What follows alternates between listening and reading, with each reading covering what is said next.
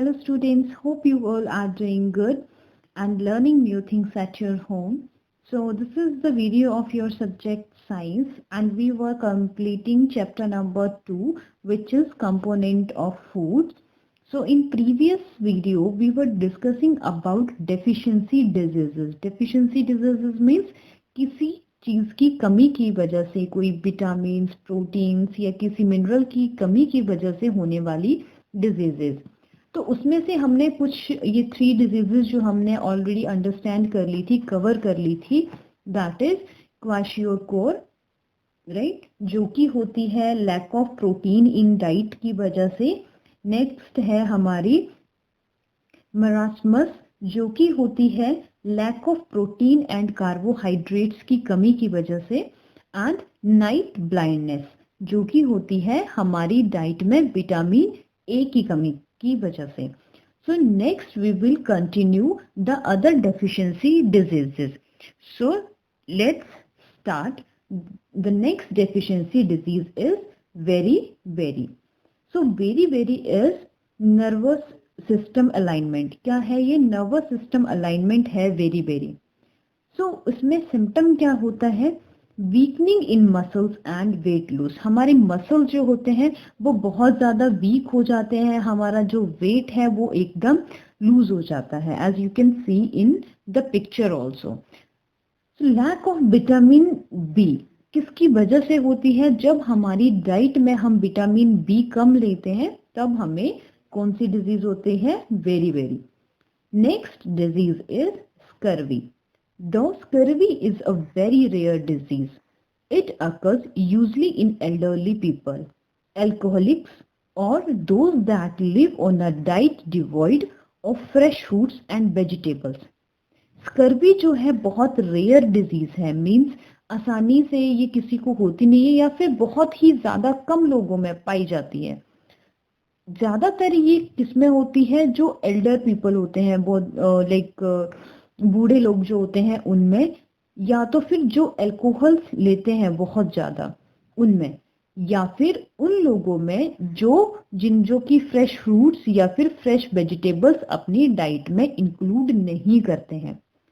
Similarly infants or children who are on special or poor diets for any number of economic or social reasons may be prone to scurvy. या तो फिर उन बच्चों में होती है, उन infants means new born baby, बहुत छोटे बच्चे जो होते हैं, जो जस्ट अभी पैदा हुए होते हैं। सो उन बच्चों में या फिर दूसरे छोटे बच्चों में जो कि क्या है? स्पेशल और पुअर, जो कि स्पेशल केसेस होते हैं, या तो फिर किसी भी रीजन की वजह से उनकी डाइट जो है वो पुअर होती है, ऑफ इकोनॉमिक एंड सोशल, चाहे वो इकोनॉमिक रीजन हो या फिर कोई सोशल रीजन हो, तो उसकी वजह से उनको कौन सी डिजीज हो जाती है? स्कर्वी, जो कि बहुत ही रेयर मिलती है देखने में। अब स्कर्वी के सिम्टम क्या है? स्कर्वी सिम्टम्स में begin with appetite loss. Scurvy का जो सिम्टम है वो एपेटाइट लॉस की, मतलब एपेटाइट लॉस मैंने आपको पहले भी बताया, उसमें क्या होता है? It is related to our hunger, कि हमें भूख नहीं लगती है। पुअर वेट गेन, और उसमें क्या होता है? बहुत ज्यादा कम जो है वो वेट गेन होता है। डायरिया हो जाता है, रैपिड ब्रीदिंग होती है, बहुत जल्दी ब्रीद होता है, राइट, फीवर होता है, इरिटेटेबिलिटी होती है, टेंडरनेस होती है और डिस्कम्फर्ट हो जाता है लेग्स में, swelling over long bones and bleeding, bones में स्वेलिंग आ जाती है, ब्लीडिंग होती है, हेमोरहैगिक डिजीज होती है। हेमोरहैगिक डिजीज में क्या होता है कि एक बार अगर किसी को चोट लग जाती है और ब्लड निकलना शुरू हो जाता है तो वो ब्लड रोकने में, जो ब्लड की क्लॉटिंग है वो इजिली नहीं हो पाती। सो कॉजेज क्या है इसके? The primary cause of scurvy is insufficient intake of vitamin C. क्या कॉज है? प्राइमरी कॉज है इसका कि जो विटामिन सी है उसका प्रॉपर अमाउंट में उसको नहीं लेना। या फिर नेक्स्ट डिजीज आती है हमारी रिकेट्स।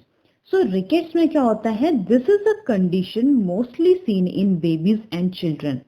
ये जो कंडीशन है यानी कि रिकेट्स की जो डिजीज है वो मोस्टली बेबीज में देखने को मिलती है और छोटे बच्चों में देखने को मिलती है।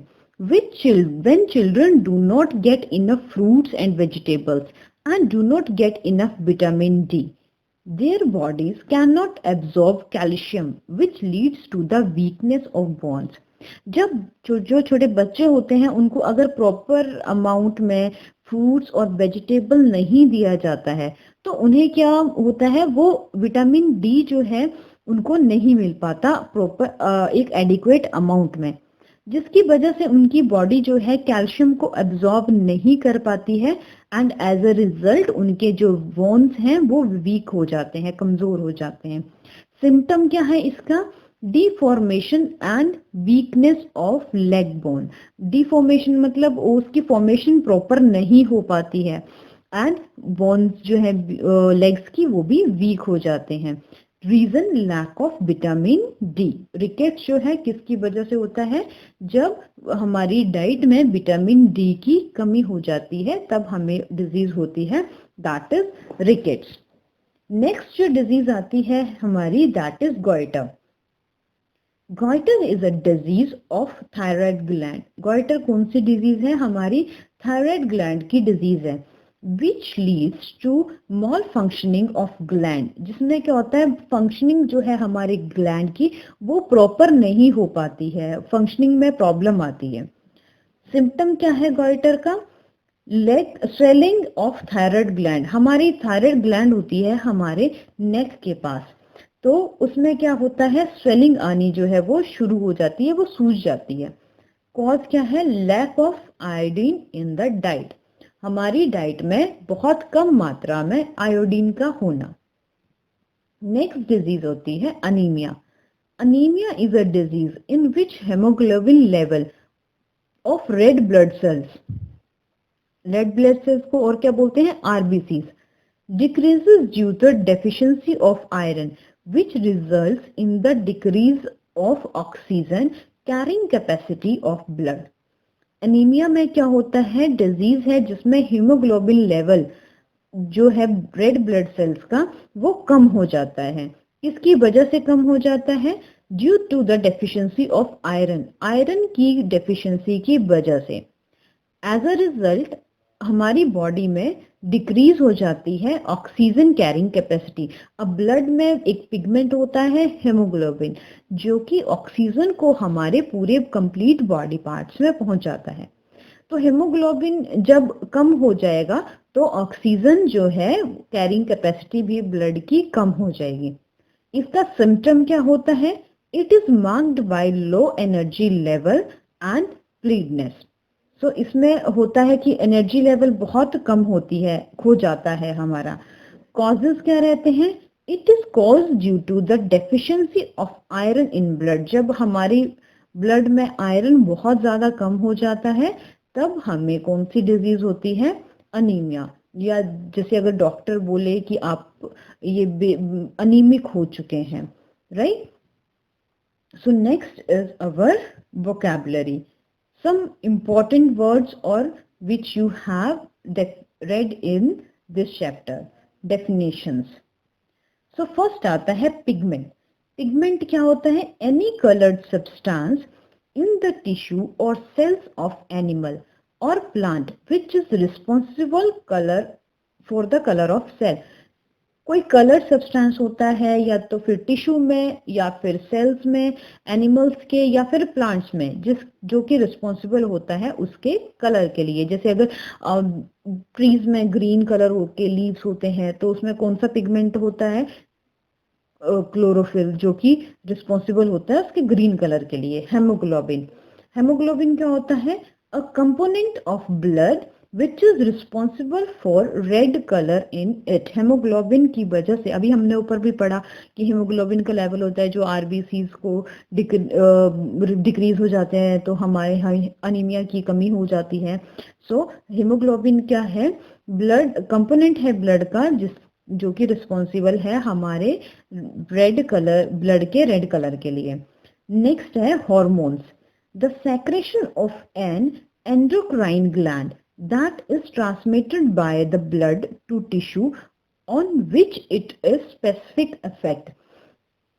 So secretion होता है एंडोक्राइन ग्लैंड का, जिसमें कि ट्रांसमिट होता है ब्लड से बाय ब्लड टू टिश्यू, जो कि ब्लड से टिश्यू में ट्रांसफर होता है।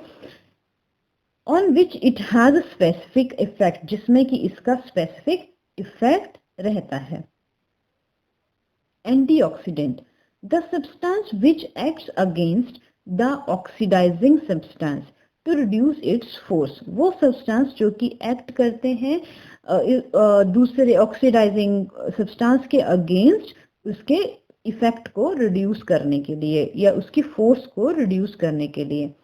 Deficiency, the lack of nutrients, malnutrition, a type of disorder caused by taking imbalanced diet. malnutrition में क्या होता है, एक तरह का डिसऑर्डर होता है जो किसकी वजह से होता है, इम्बैलेंस्ड डाइट लेने की वजह से, जब हम बैलेंस्ड डाइट नहीं लेते हैं। So that's all with this chapter. With this topic, deficiency diseases, we have completed our chapter number 2.